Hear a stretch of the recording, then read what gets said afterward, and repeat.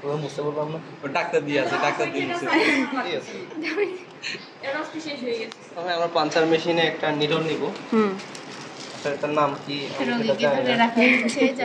এটা নিডলই। নিডল।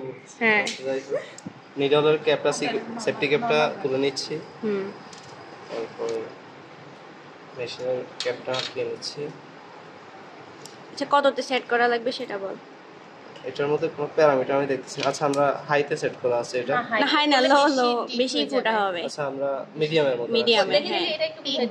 হাইতে রাখা যাবে না, তাহলে ফোটা বেশি হবে। একদম লো, তারপর আর রাখতেছি রক্ত যাতে একটু বেশি করবে। হ্যাঁ, আচ্ছা, এরপরে নেক্সট। তারপর আমি এটাকে কক করে নিলাম। তারপর এটা মই দেব, এটা সাইডে দিছি লাগছে।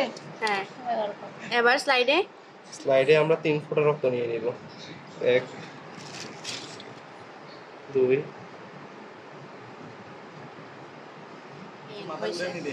এখানে কি কি আছে?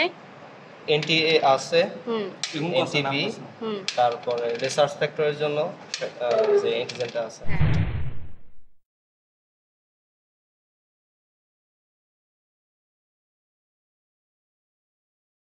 অ্যান্টিজেনটা আছে। হ্যাঁ, আমরা প্রথমে এটা ইউজ করব প্রথম ফোঁটায়।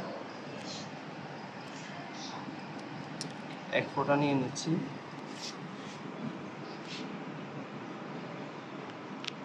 আমরা কি দেখবো এখানে? 11 সপ্তাহ। এটা দিয়ে মিক্স কর। একটা সেকেন্ড।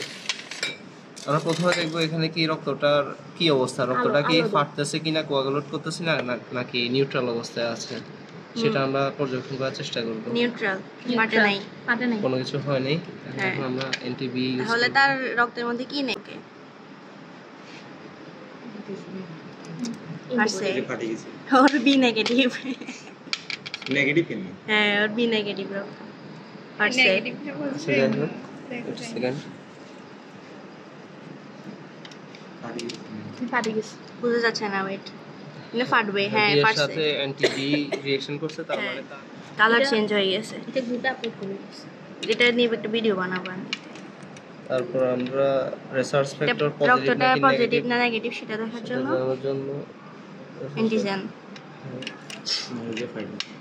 ফাইডবো। না ফাটলে নেগেটিভ না? হ্যাঁ, ফাটে নাই, নেগেটিভ। কোনো কিছু হয়নি, তার মানে হইছে তো মনে হচ্ছে। আচ্ছা, আমি ভালো করে খেয়াল করে দেখি যে হচ্ছে একটু বি নেগেটিভ। ওকে, আগে পারবে।